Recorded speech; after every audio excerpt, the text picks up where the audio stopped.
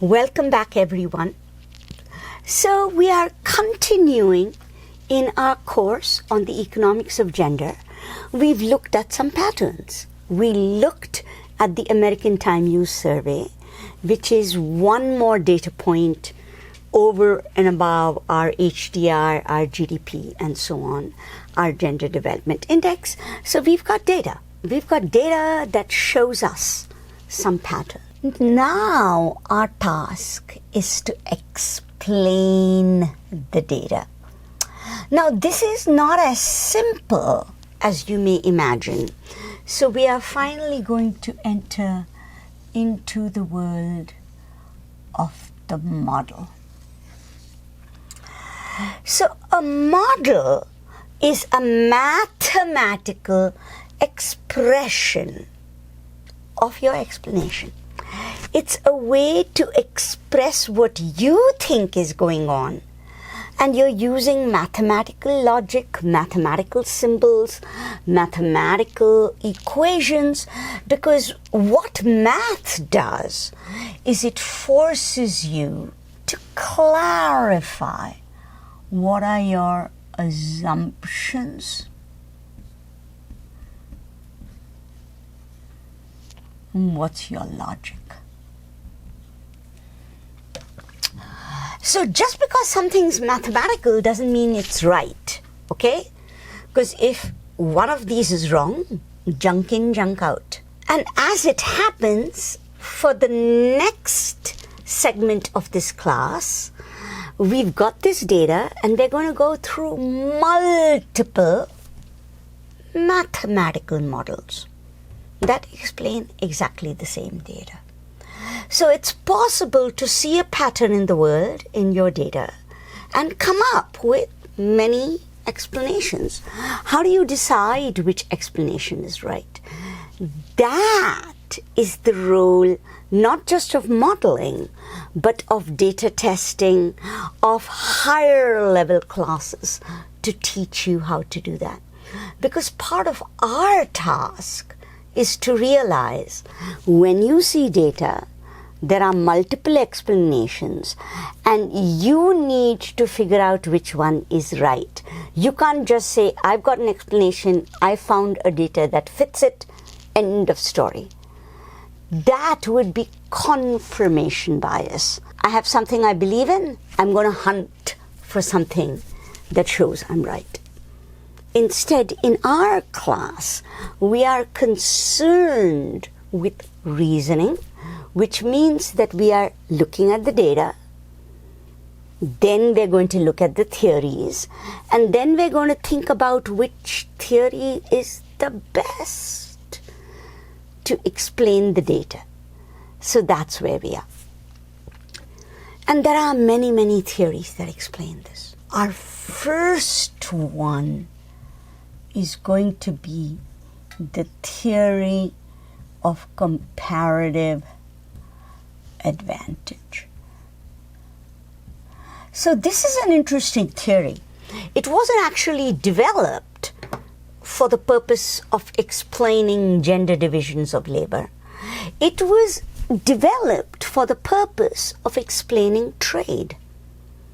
It was developed for explaining why does one country specialize in electronics and another country specialize in agriculture, and why do they trade and is it in their benefit to trade.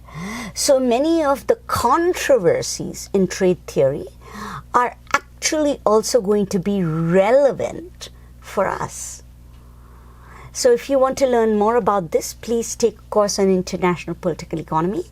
But we're just going to do a little taste of our very first explanation of the data. So Ricardo's theory of comparative advantage was developed to explain why trade is good.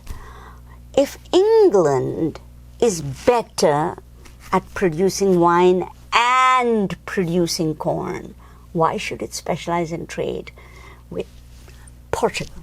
What is the benefit for trade? So that's the theory of comparative advantage that replaced the theory of absolute advantage. And we're going to look at both of these as we go on. But here is your first lesson. A lot of math and economics of gender, but most math is you look at something and you're like, aha, that looks like a problem I've seen elsewhere. Can I use that model to explain this? So in this case, this theory was developed for international trade. It wasn't developed for gender. But I look at it and I say, aha. Instead of thinking of this as two countries, can I think of this as men and women? Heteronormative, by gender. Can I look at this theory as like men and women? Is men and women engaging with each other like two nations engaging with each other? Haven't you heard this? Women are from Venus, men are from Mars. Men and women come from two planets. We don't understand each other. We're totally, right? So what if we take that seriously? What if we really are quite distinct, quite different? Will that explain the gender division of labor that you saw in the data? Because in the data you saw this. Women did a lot more child care. Women did a lot more housework. Women did a lot more work and labor when it came to the household. Men did less. Men did more work out of the home. But men also, when they had free time, spent it on different things than women. So how do we explain this? Maybe we can use this theory of comparative advantage to say men and women are different, whether for social reasons or for biological reasons. Maybe women and men are just different. Maybe we're just different. Some of us are good at this, some of us are good at that. We have different priorities. We have different capacities. Maybe that's what's going on. And you've heard this, right? Women are better at childcare. Children need the mother. Women aren't as competitive as men when it comes to wages. Women aren't as good as math. They can't, right? So maybe there are differences, and that explains what's going on. The question is this a good result? And the theory of comparative advantage doesn't just say it's because we're different.